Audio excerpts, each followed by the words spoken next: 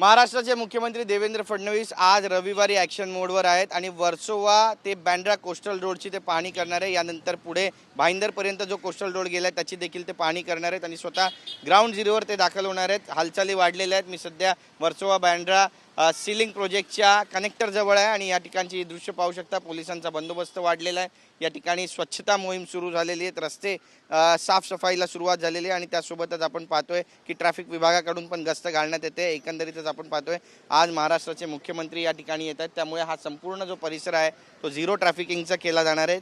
आणि आपण जर पाहिलं तर काल भीमाशंकर या ठिकाणी महाराष्ट्राचे मुख्यमंत्री देवेंद्र फडणवीस यांनी कामाची पाहणी केली होती आणि आज नॉर्थ कोस्टल रोडची ते पाहणी करणार आहेत। आज सकाळी 12 वाजेपासून ही पाहणी सुरू होणार आहे।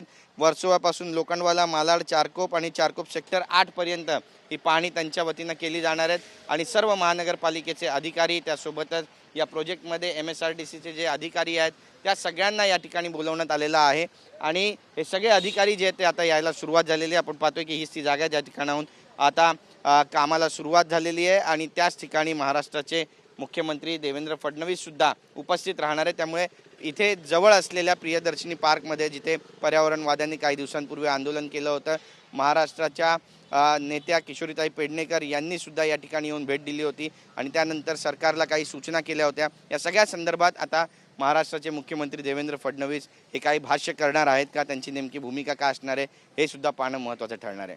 Camera person Yogesh Sawant, Girish Gaikwad, TV9 Marathi, Mumbai.